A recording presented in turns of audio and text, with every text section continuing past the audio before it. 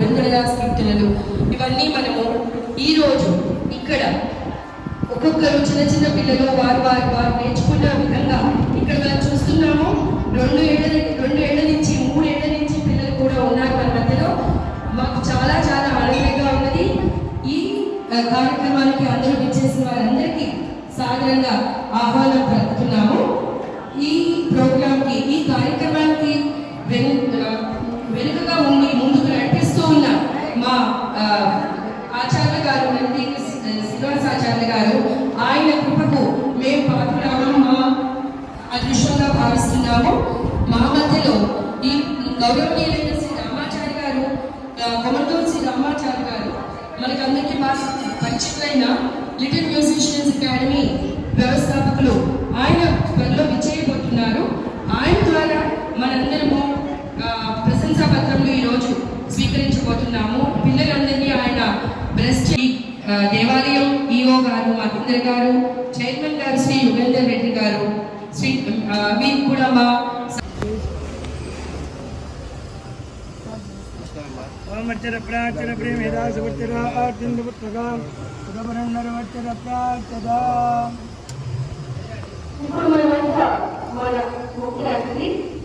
శ్రీ రామాచార్య గారు, శ్రీమాన్ రామాచార్య గారు,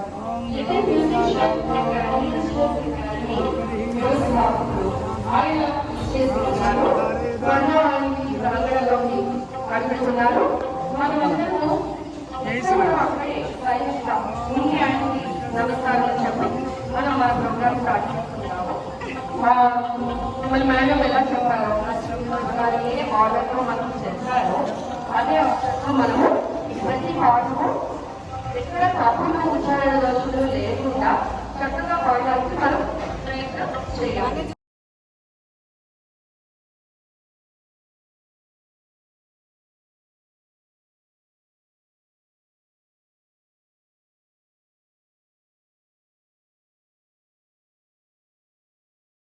బ్రహ్మవిష్యామి బ్రహ్మవిష్యామి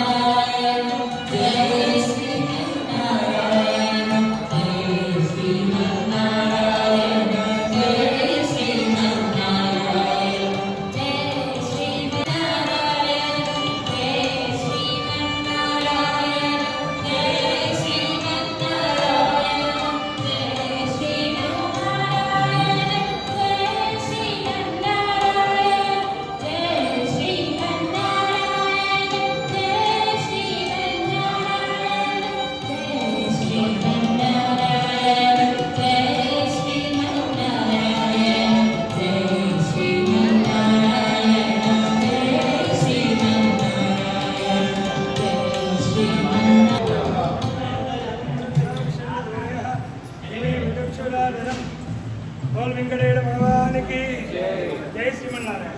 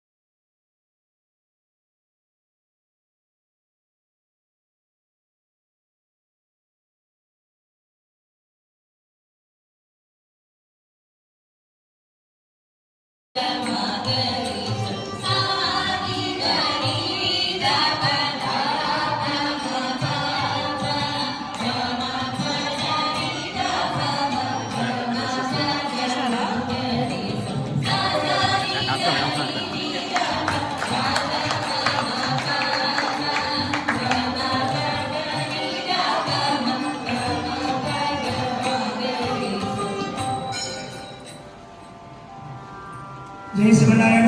అపాయింట్మెంట్ మనకే ఇచ్చారు. అంటే పెరుమాళ దగ్గర ఇక్కడ మంగళాశాసనం తీసుకుంటే వారికి అఖండ విజయం.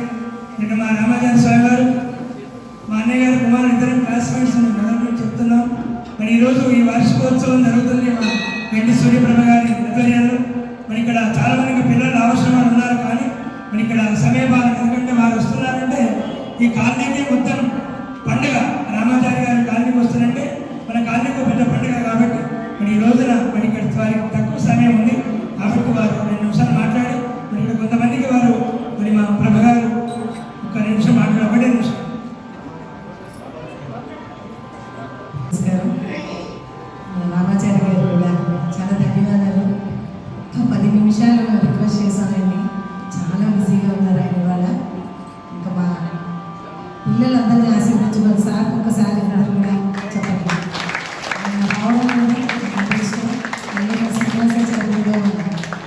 ఆయన కూడా చాలా ప్రయత్నించి మొత్తానికి మన ప్రోగ్రామ్ సక్సెస్ఫుల్గా చేయడానికి సార్ మీ అందరూ ఆశీర్వదించడం కోసం సార్ కోసం ఒక 5 minutes వచ్చారు. అలాగే మా వైద్యులు విద్వాంస శ్రీనివాస్ గారు, రామాచార్య గారి శిష్యుడు అభిషేక్, కాబట్టి వీళ్ళంతా కూడా అందరినీ ఆశీర్వదించుకోసం సార్ వచ్చారు. సంవత్సరాల్లో ఇక్కడ మా రామాచార్య స్వామి గారి ముందు ఒక మెమెంటో ప్రదానం వారికి సమర్పిస్తున్నారు. గంటి సూర్యప్రభ. ఇక్కడ 100 మందికి రండి ఒకసారి, ఎందుకంటే వారి సమయ భావన వల్ల మరి వారు చాలాసేపు ఉండలేకపోతున్నారు. ముఖ్యంగా మా మీడియా మిత్రులు శ్రీకాంత్ గారు, పురుషోత్తం రావు గారికి కూడా అనేక మంగళాశాసనాలు. ఒకసారి మా రామాచార్య స్వామి గారికి ఒక చిరు సన్మానాన్ని చేస్తారు. సూర్యప్రభ శారదా విద్యాపీఠం బృందం తరపున ఒకసారి మీ కరతాళతో మధ్యలో జై శ్రీ.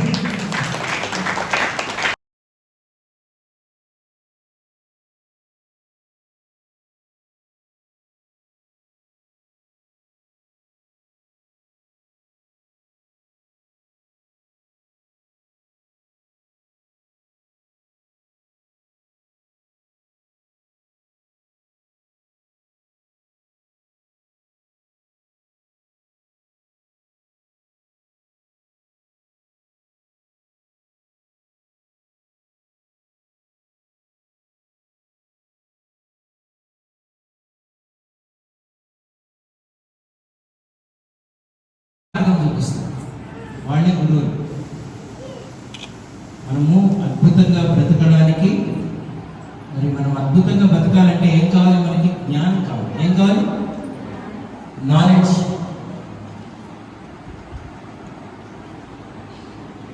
నాలెడ్జ్ లేకుండా మనం బతకగలమా? So knowledge in different sciences.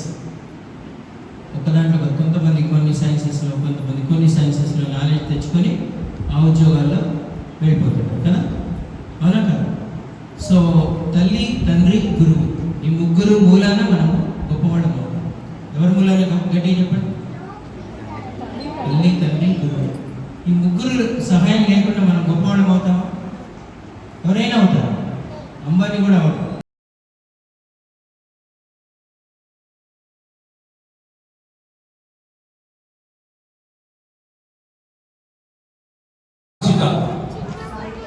Sainath గారు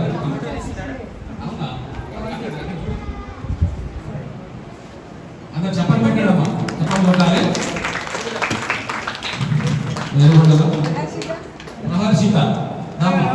ప్రహర్షిత మోక్ష ఆదిత్య, ఒక్కొక్కరు పేరు పిలిచిన వాళ్ళు ఒక్కొక్కరు వచ్చి తీసుకొని సార్ గురుగారితో తీసుకొని వెళ్ళాలి.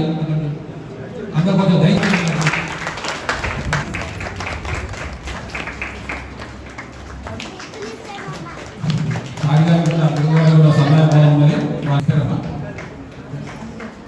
ఆదర్శ్ తీసుకున్నా.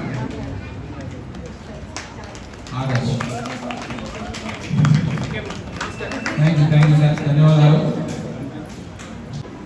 వీళ్ళని మర్చిపోవచ్చా మనం?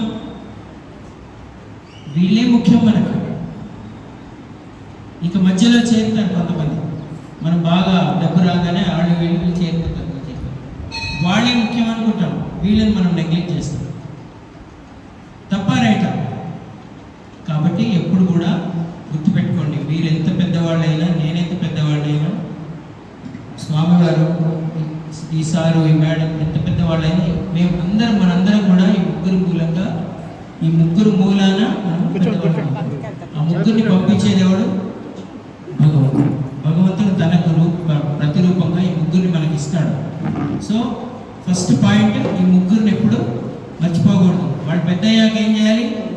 మన చిన్నప్పుడు మనం వంట చేసిన 2 పోసిన మంచిగా కడిగేసి శుభ్రంగా మన పౌడర్ వేసి మనల్ని పెంచి పెద్ద చేస్తారు కదా.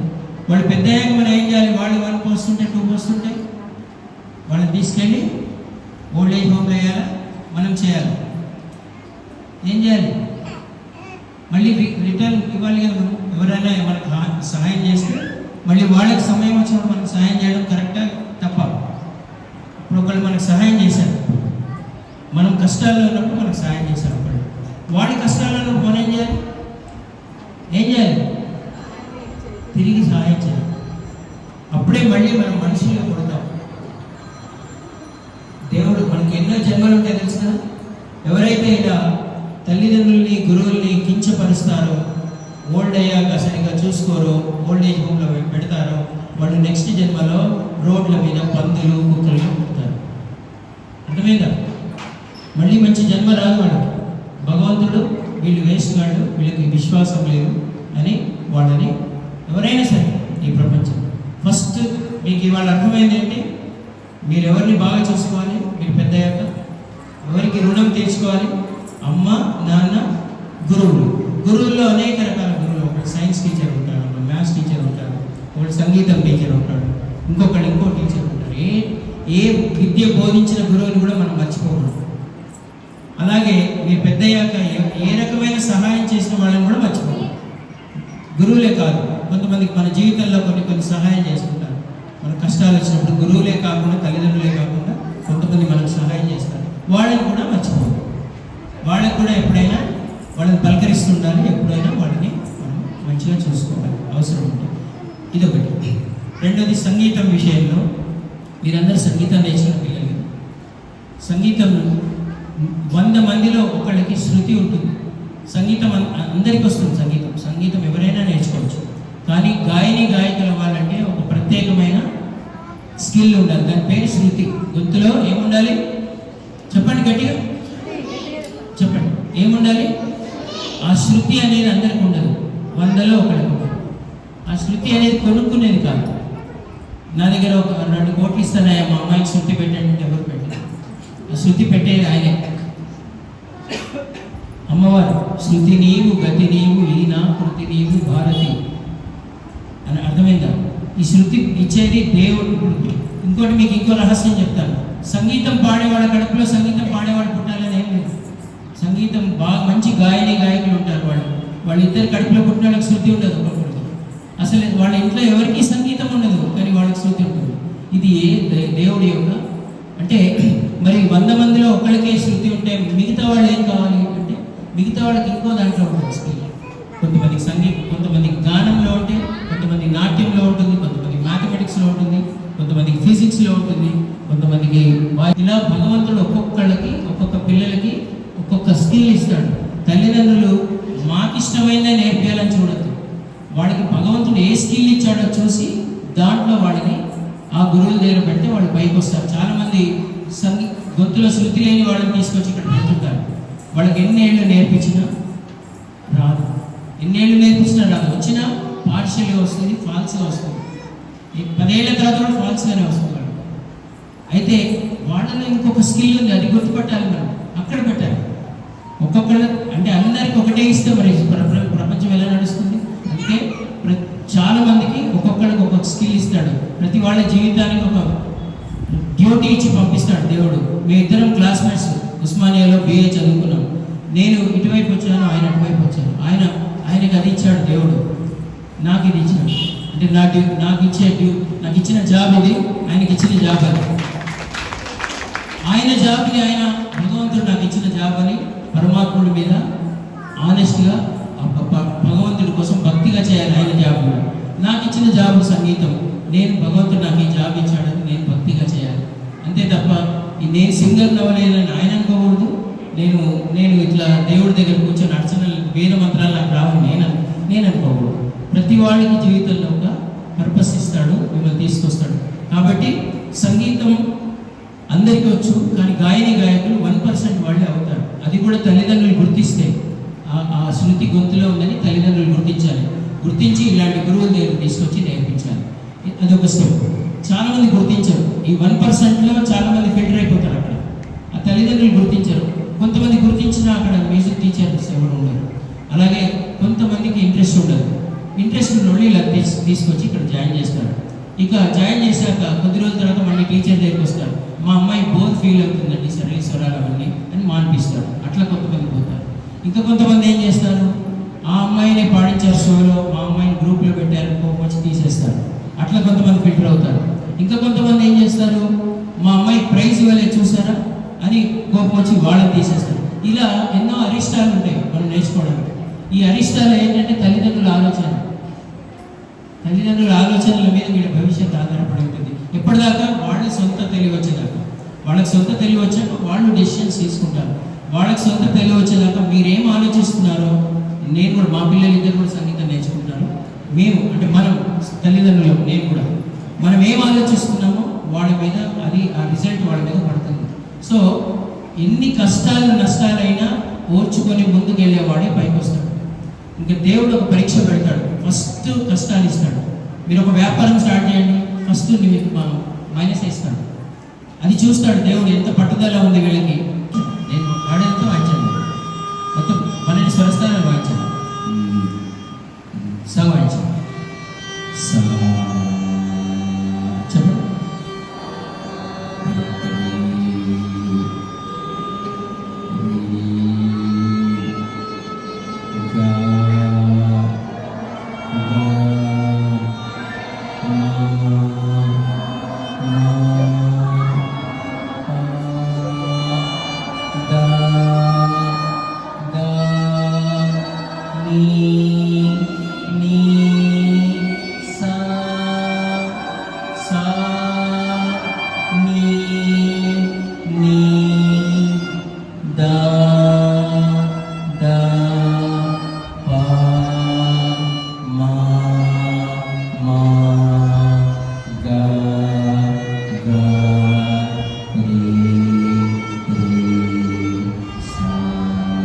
ఇలా 12 స్వరస్థానాలు ఉంటాయి. ఈ 12 స్వరస్థానాలు ప్రాక్టీస్ చేశాక మీరు ఏదైనా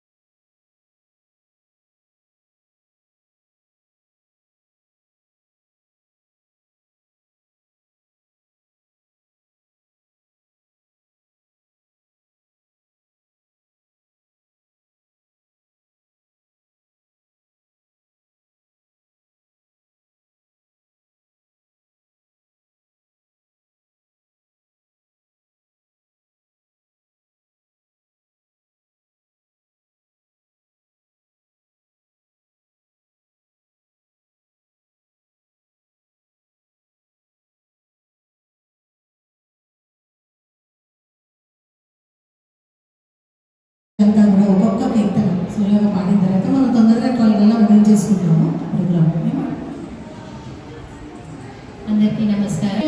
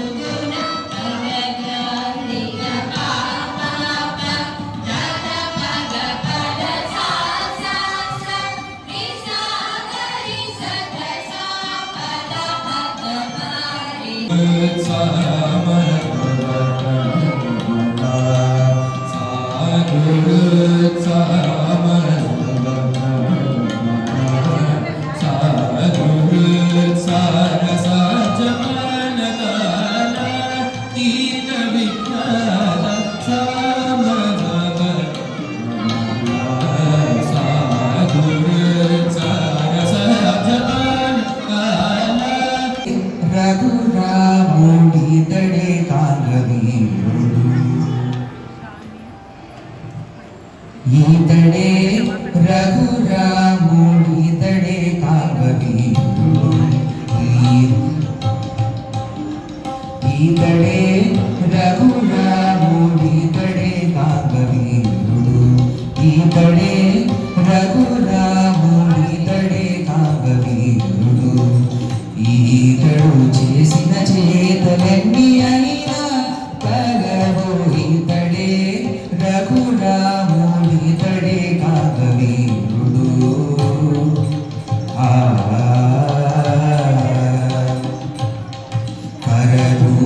కరదూషణాదులను కండతుండములు చేసే అరుదుగా కరదూషణాదులను కండతుండములు చేసే అరుదుగా వారినొకయం మునగేసే కరదూషణాదులను కండతుండములు చేసే అరుదుగా వారినొకయం మునగేసే సర్వి కొండల చీత సముద్రము బంధించే 20 విభీషణునికిచ్చే లంకారాజను ఈతడే రఘురాముడు ఈతడే కాంగవీరుడు